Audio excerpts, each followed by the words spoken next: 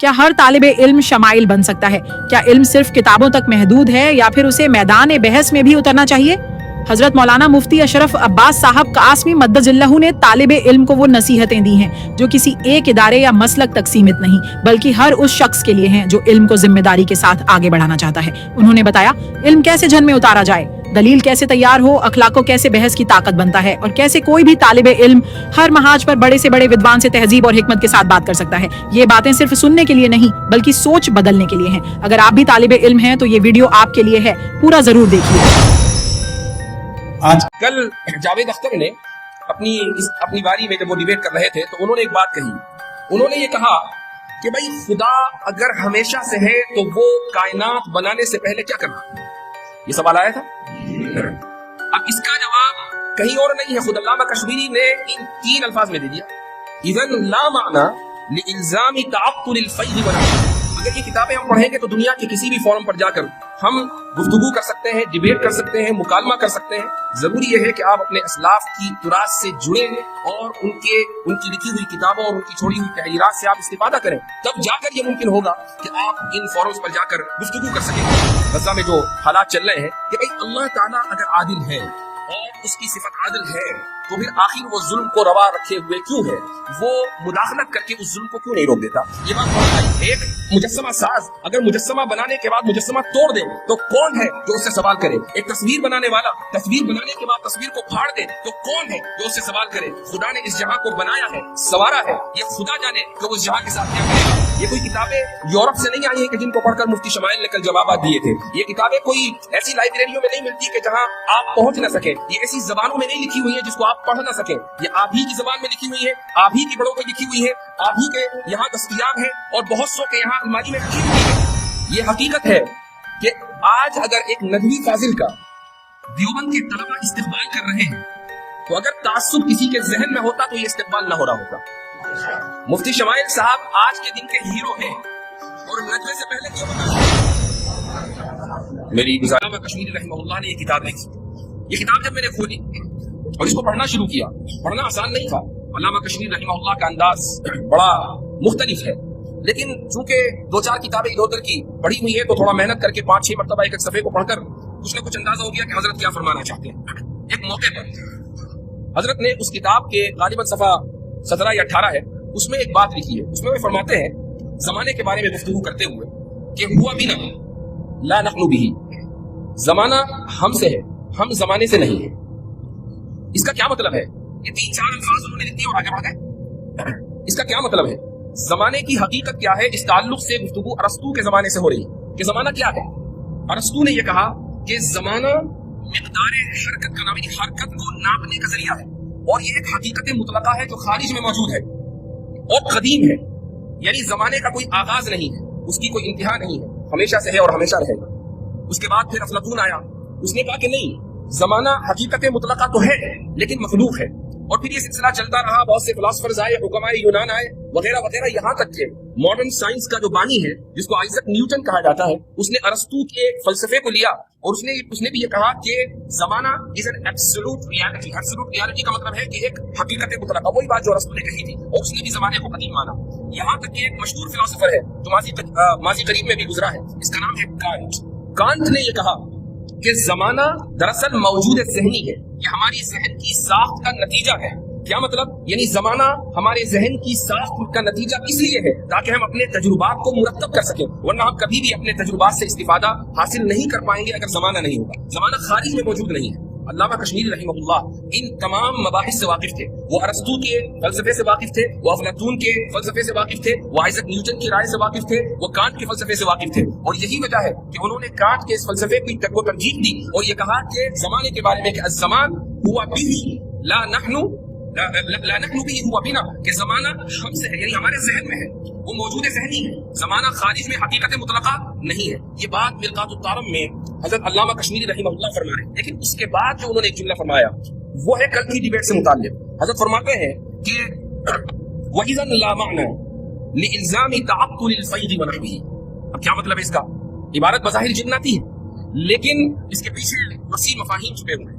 कल जावेद अख्तर ने अपनी बारी में जब वो डिबेट कर रहे थे तो उन्होंने एक बात कही। उन्होंने ये कहा کہ بھائی خدا اگر ہمیشہ سے ہے تو وہ کائنات بنانے سے پہلے کیا کرتا تھا؟ یہ سوال آیا تھا. اب اس کا جواب کہیں اور نہیں ہے، خود علامہ کشمیری نے ان 3 الفاظ میں دے دیا. اذن لا معنی لالزام تعطل الفیض منعی. کیا مطلب ہے اس کا؟ اس کا مطلب یہ ہے کہ اگر زمانہ ہم سے ہے، زمانہ خارج میں حقیقت مطلقہ نہیں ہے، تو پھر یہ اعتراض ہی لازم نہیں آتا کہ زمانے سے پہلے خدا کیا کر رہا تھا، چونکہ زمانہ تو خارج نہیں. اب یہ بات 3-4 الفاظ میں حضرت علامہ کشمیری رحمہ اللہ نے اپنی کتاب کے اندر لکھ دی ہے، لیکن یہ ہماری کمی ہے کہ ہم ان مباحث سے واقف نہیں ہیں، ہم ان کتابوں سے واقف نہیں ہیں. تو جب میں یہاں طلبہ عزیز سے مخاطب ہوتا ہوں، اور ایسا کئی مرتبہ ہوا، تو میری کوشش یہ رہتی ہے کہ میں علم کلام کی احیاء کے تعلق سے طلبہ کی توجہ مبذول کراؤں، اساتذہ کی توجہ مبذول کراؤں. یہ وہ کتابیں ہیں کہ جن کو سبقاً درسن ہمیں پڑھنے کی ضرورت ہے. اگر یہ کتابیں ہم پڑھیں گے تو دنیا کے کسی بھی فورم پر جا کر ہم گفتگو کر سکتے ہیں، ڈیبیٹ کر سکتے ہیں، مکالمہ کر سکتے ہیں. ضروری یہ ہے کہ آپ اپنے اسلاف کی تراث سے جڑیں اور ان کی لکھی ہوئی کتابوں اور ان کی چھوڑی ہوئی تحریرات سے آپ استفادہ کریں، تب جا کر یہ ممکن ہوگا کہ آپ ان فورمز پر جا کر گفتگو کر سکیں گے.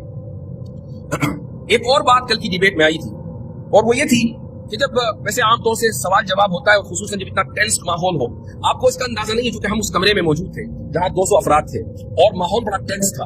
ابھی مفتی شمائل صاحب اپنی بات کر رہے تھے، اب یہ تھا کہ بھئی اب جاوید اختر کیا کہیں گے. جاوید اختر نے اپنی بات کہی، میرے ذہن میں یہ چل رہا تھا کہ مفتی شمائل کیسے اس کا جواب دیں گے، اور ٹینس ماحول، ہر ایک آدمی اس سے متاثر تھا. اب سوال و جواب کا سیشن شروع ہوا تو بات جینوسائیڈ کے اوپر آ گئی. غزہ میں جو حالات چل رہے ہیں کہ بھئی اللہ تعالیٰ اگر عادل ہے اور اس کی صفت عادل ہے تو پھر آخر وہ ظلم کو روا رکھے ہوئے کیوں ہے؟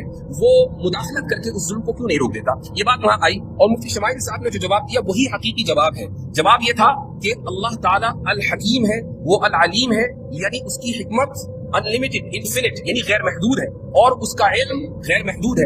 اگر آپ اس کے ایک ایک فعل، جو خود افعال اس کے غیر محدود ہے، ایک ایک فعل کی حکمت کو جاننے کا مطالبہ کریں تو آپ خود اپنے آپ کو العلیم بنانا چاہتے ہیں، جو ممکن نہیں ہے. کیونکہ اگر آپ کے ذہن میں تمام کی تمام غیر محدود حکمتیں آ جائیں تو علم غیر محدود ہو جائے گا، اور پھر آپ بھی الحکیم ہوں گے اور آپ بھی العلیم ہوں گے، اور یہ ممکن نہیں ہے. تو اس لیے اللہ تعالیٰ کی ہر حکمت کو جاننا ممکن نہیں ہے. تو اللہ کی کوئی نہ کوئی حکمت ہوگی کہ بچے مرتے ہیں، اور تو قریب ہوتا ہے، اور نقصان ہوتا ہے، زلزلے آتے ہیں، اور طوفان آتے ہیں، اور طرح طرح کی آفات و بلیات و مصائب آتے ہیں. یہ اللہ تعالیٰ کی اس میں حکمتیں ہیں. لیکن یہاں پر ایک بات کا اور اضافہ میں کرنا چاہوں گا. حضرت شاہ صاحب رحمہ اللہ نے حجت اللہ البالغہ میں شروع میں ایک مبحث ذکر کیا ہے، اور یہ ہے حسن اور قبح کا. بالکل شروع میں یہ مبحث آتا ہے. اس میں اشاعرہ کا جو انہوں نے نظریہ پیش کیا ہے وہ یہ ہے کہ اشاعرہ کے نزدیک حسن اور قبح نقلی ہے، عقلی نہیں ہے. کیا مطلب؟ اس کا مطلب یہ ہے کہ اللہ نے جس کام کو حسن قرار دیا، جس کا حکم دیا وہ حسن ہے، اور اللہ نے جس کام سے روکا وہ قبیح ہے، اور اللہ کے کسی بھی فعل میں اور کسی بھی کام میں قبح ممکن نہیں ہے. یہ اشاعرہ کا نقطہ نظر ہے. اب اس نقطہ نظر کو اس سوال کے اوپر فٹ کریں. جب اللہ کا کوئی بھی کام قبیح نہیں ہے، اس کا ہر کام حسن ہے، اور مالک الملک ہے، وہ اپنی ملکیت میں جس طریقے سے چاہے تصرف کرے. آپ لبرلز کو یہ کہیں کہ بھائی تم عورتوں کو ابورشن کی اجازت دیتے ہو، کیوں؟ وہ یہ کہتے ہو کہ بھئی میرا جسم میری مرضی کا اصول ہے نا، یہ اس عورت کا جسم ہے، اس کی مرضی ہے، وہ چاہے اسقاط حمل کرائے یا اسقاط حمل نہ کرائے، تم اس کو مکمل تصرف کا اختیار دیتے ہو، یہاں تک کہ پیٹ میں پلنے والے بچے کی جان لینے کا اختیار دیتے ہو. یہ اختیار تم خدا کو کیوں نہیں دیتے؟ کیا یہ اس کی ملکیت نہیں ہے؟ کیا ہم اس کی مملوک نہیں ہے؟ کیا یہ دنیا اس کے تصرف میں نہیں ہے؟ صاحب تصرف اور صاحب ملک اپنی ملکیت میں جس طریقے سے چاہے تصرف کرے وہ حسن ہی حسن ہوگا.